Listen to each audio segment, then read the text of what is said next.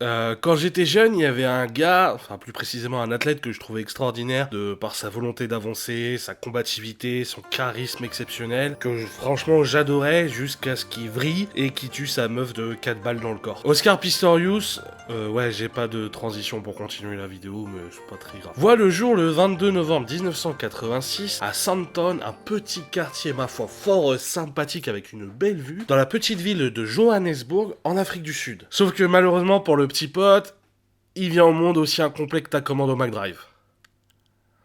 Et je me rends compte que je vais direct aller en enfer avec cette blague. Quelque temps avant ses 1 an, il sera amputé des 2 jambes juste sous les genoux et aura la chance de pouvoir porter des prothèses quelques mois avant ses 2 ans. Déjà parents d'un petit Karl, les Pistorius ne veulent faire aucune différence dans l'éducation de leurs 2 enfants et veulent prouver que malgré son handicap, le petit Oscar reste un enfant totalement normal et ils veulent que tout le monde le sache. Football, vélo, rugby, basket, boxe et tout un tas d'autres sports seront les maîtres mots des Pistorius pendant de nombreuses années. Le sport est devenu plus qu'une passion pour le petit Oscar. Ses parents le poussent tellement à se surpasser qu'à force de sauter et bouger partout avec ses prothèses, il se retrouve alité pendant plusieurs semaines, voire plusieurs mois, dû à des fibromes sur les genoux. Pire encore, enfin je pense pas que ça soit vraiment pire que des fibromes, mais c'est quand même pas foufou. S'il veut de l'argent de poche, ses parents l'obligent à faire des pompes et des abdos. Et en parlant d'abdos, quitte à ne pas en faire, je préférais quand même voir mon nombre d'abos augmenter, donc n'hésitez pas à vous abonner si ce genre d'histoire vous plaît. Et d'ailleurs, merci beaucoup d'avoir éclaté le nombre de scores de ma dernière vidéo, surtout sur un sujet aussi de niche.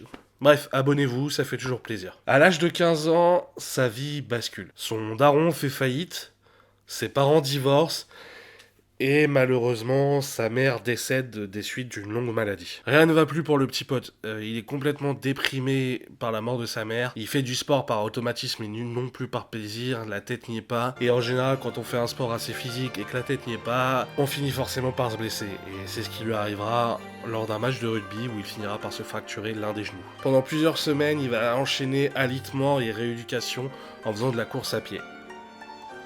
Enfin, plutôt de la course sur moignon, dans son cas.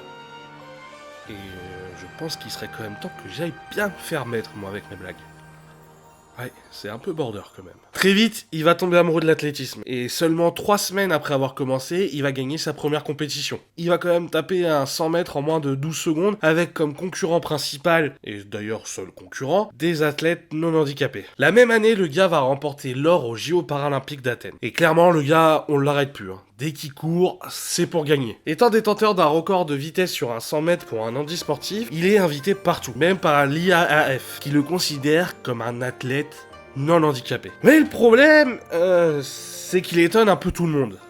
Un peu trop même. Lorsqu'il effectue une course à Rome, le gars il se retrouve filmé. Et ce film est décortiqué, analysé, et on remarque quelque chose d'assez étrange. Bah déjà, dans les starting blocks au moment du départ, bah c'est pas très facile avec ses process cheetah. C'est un peu les mêmes que Gazelle a là dans le film Kingsman, sauf que lui, normalement, il est pas censé pouvoir découper des gens en deux. Et dans les virages, bah la négociation se passe pas très bien. Il fait un petit peu culbuto sur ses petites prothèses, donc c'est pas normal qu'une fois arrivé en ligne droite, bah il puisse doubler tout le monde assez facilement. Un peu comme si c'était une espèce de champignon de vitesse dans Mario Kart en ligne droite, quoi. L'IAAF prend pas de risque et fait direct appel à un expert allemand. Il est chargé, lui aussi, d'analyser la course, lui faire une batterie de test, et bah, vous vous en doutez, le verdict tombe, et c'est clairement de la triche. L'IAAF fait même changer le règlement pour être sûr que Oscar ne puisse plus participer à ce genre de compétition. Sauf que Oscar Rooney, il n'est pas du tout de cet avis-là. Le gars, ça fait tellement longtemps qu'on lui dit que c'est un mec normal, il peut compétiter avec des personnes qui ont des jambes valides, et il va pas en rester là. Donc, avec sa propre maillasse, sa propre tunasse qu'il a amassée au fur et à mesure des compétitions, il décide de faire appel à un panel d'experts américains, et ils vont se rendre compte que, c'est pas du tout de la triche. Et suite à tout ça, Oscar décide de saisir le tribunal arbitral du sport, qui finit par lui donner raison.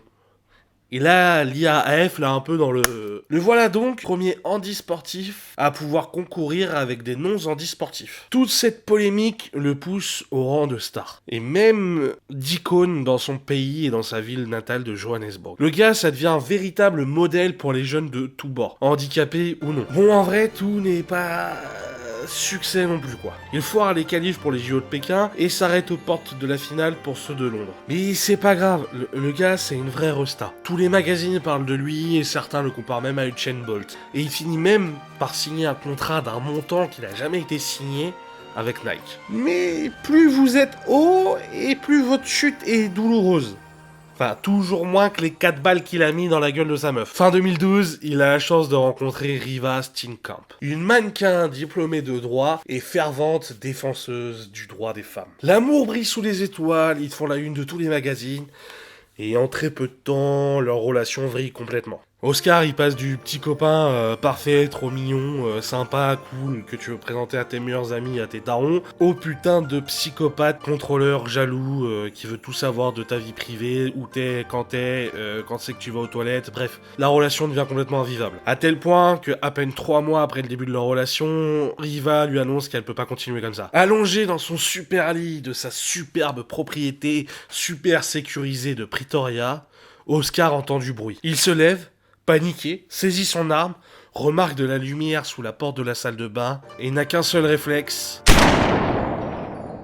Riva, derrière la porte, touché à 4 reprises, décédera sur le coup.